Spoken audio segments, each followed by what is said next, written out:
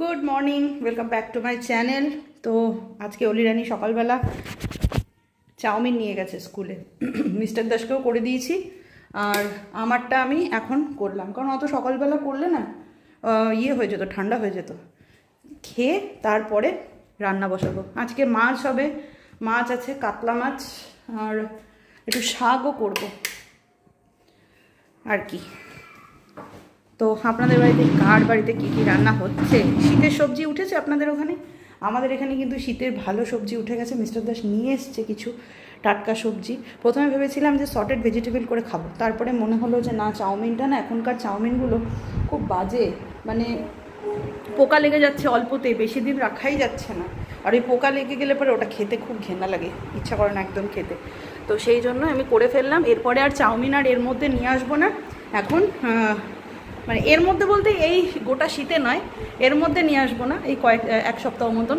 এখন এন্তার্সে এখন শুধু ওই সর্টেড ভেজিটেবল করে একটুখানি খাবো, বেশ ভালো লাগে। শীতের সবজি মানে একদম মানে আলাদাই একটা মজা। শীত মাছ ভাজতে গিয়ে আজকে একটা আমার ডিজাস্টার হয়ে গেছে। গ্যাস বাড়িয়ে দিয়েছি, কড়াইটাকে গরম করতে দিয়েছিলাম, পুরো তেল দিয়ে দিয়েছি, আমি ভুলেই গেছি, ওই জন্য পুড়ে গেছে সাইডটা। শীতকাল মানে কিন্তু সবজির ভান্ডার, বাজারে বলুন, বাড়িতে বলুন, যেখানে সেখানে।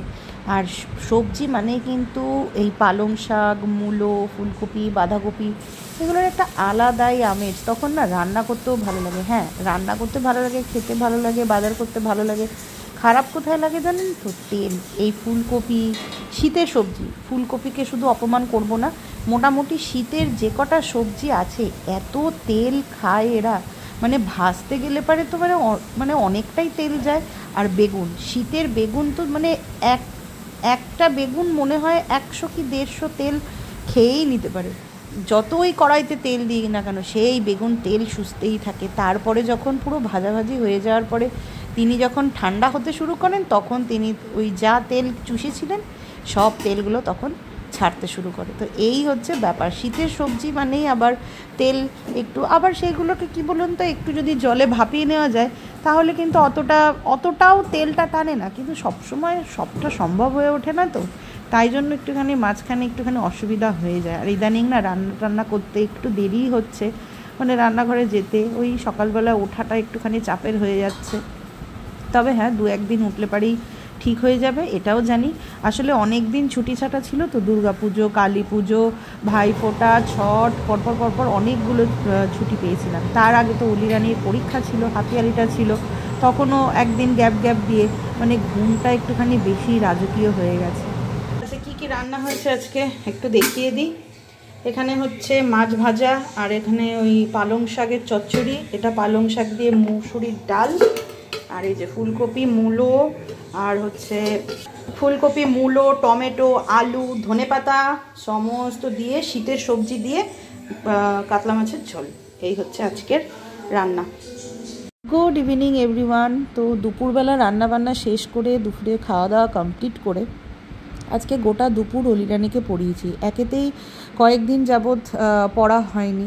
তারপরে আজকে মিস্টার দাস বলল মেলা নাকি আর বেশি দিন থাকবে না, সামনেই যেহেতু ছট আছে, তো সেই জন্য ওকে গোটা দুপুর পড়িয়ে এখন সন্ধে ওই 7:30 মতন বাজে। আমরা এসছি এই পোস্ট অফিস মোড়ে, দেখি একটা প্রসেশন যাচ্ছে, মানে আমাদের টিজির প্রসেশন, যেখানে অলি রানীর প্রোগ্রাম হয়েছিল। একদম ঠিক টাইমে এসছিলাম, বেশ সুন্দর প্রসেশনটা করেছিল। অবশ্য জলিদি আমাদেরকে বলেছিল যাওয়ার জন্য, কিন্তু কি বলুন তো, মিস্টার দাস ডিউটি থেকে আসবে, তারপরে অলি রানীর পড়া, ওই সমস্ত দিক সামলে উঠে না, আর ওইদিকে আর যাওয়ার সময় হয়নি, সেই জন্য আর যেতে পারিনি। তো এখন এখানে দাঁড়িয়েই আর কি, ওই যে বলে কপালে থাকলে পারে সবটা হয়ে যায়। জলিদি ডেকেছিল তো যেতে তো পারিনি, কিন্তু কপালে ছিল জানেন তো, ওই জন্য এখানে দাঁড়িয়েই পুরো প্রসেশনটা দেখলাম। বেশ সুন্দর করেছে, অঘরি নিয়ে এসেছিলো, তাসা ব্যঞ্জন, তার সাথে পিছনে ঢাক, মায়ের সামনে ধুনো, অনেক কিছু ছিল। তো চলুন, আমার বকবকানি না শুনে আপনারা প্রসেশনটাও দেখুন, আমিও আপনাদেরকে একটুখানি দেখানোর চেষ্টা করি ভালোভাবে।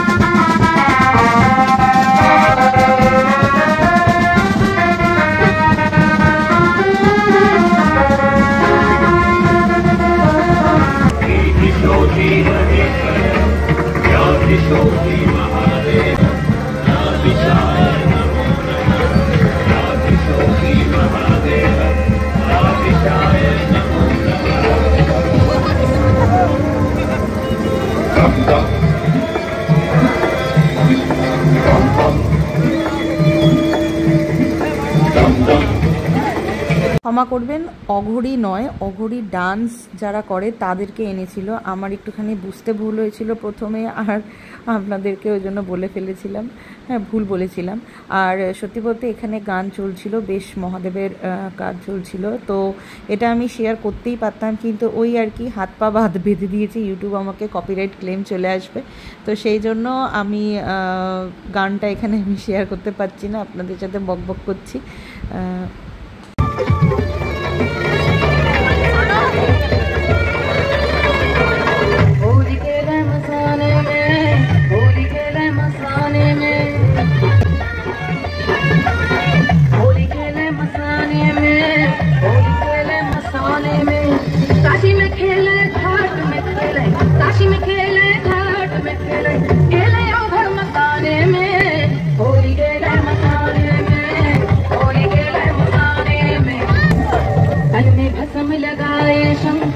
देश बड़ा अड़भंगा है, देश बड़ा अड़भंगा।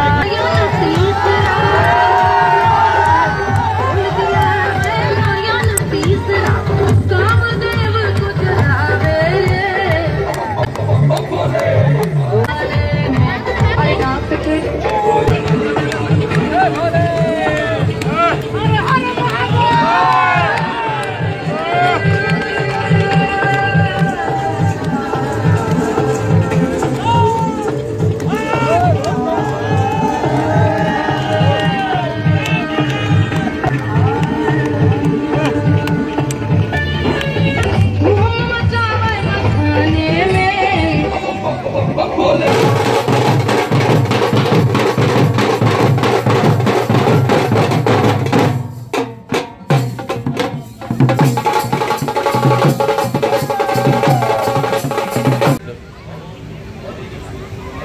কাল অব্দিও মেলা, এই জায়গাটা পুরো জমজমাট ছিল। হ্যাঁ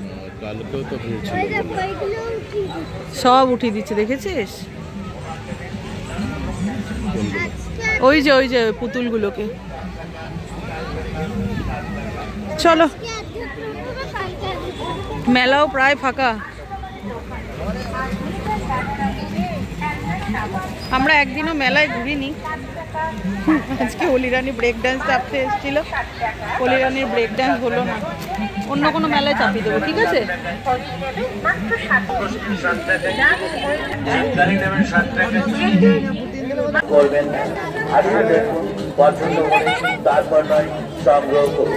দেখে নে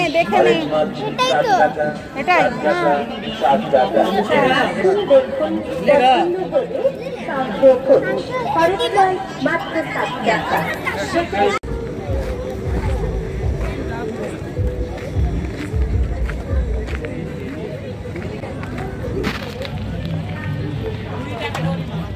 কোন দিকে ছিল দোকানটা?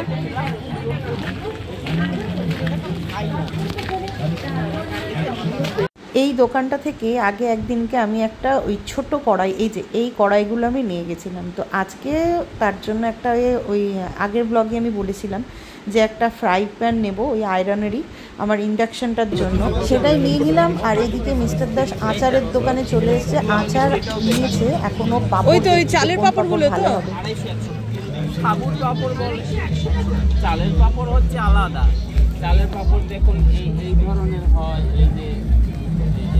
এই ধরনের আছে, তারপরে আরো আছে এই রকমের আছে, আরো আছে ছোট ছোট একদম চালের পাপড় এইগুলো ঠিক বলুন।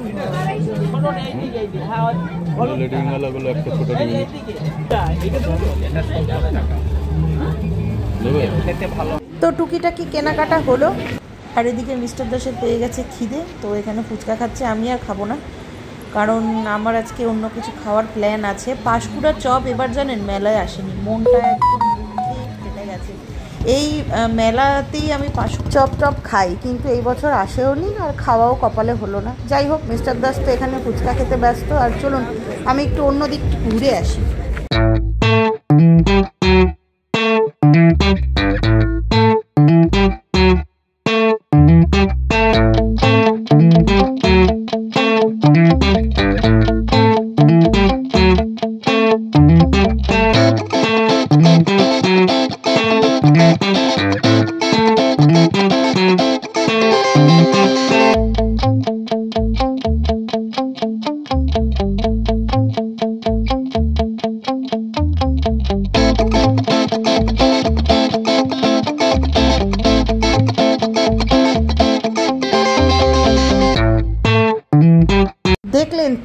একটা মকটেল অর্ডার করেছিলাম, সেটাও আমার বর প্রথম স্বাদ গ্রহণ করলো। যাই হোক, আমি একটা মোহিতো অর্ডার করেছি আবার, তো ওইটা মিস্টার দাস খেলো আর আমারটা এখানে রেডি হচ্ছে। তো আজকের জন্য ব্লগটা এই অবধিই রাখছি, দেখা হবে কালকের একটা ব্লগে। তো ততক্ষণের জন্য সবাই ভালো থাকবেন, আর ভিডিও কেমন লাগলো অবশ্যই কমেন্টসে জানাবেন, লাইক করবেন, সাবস্ক্রাইব করবেন। তো আজকের জন্য বাই বাই।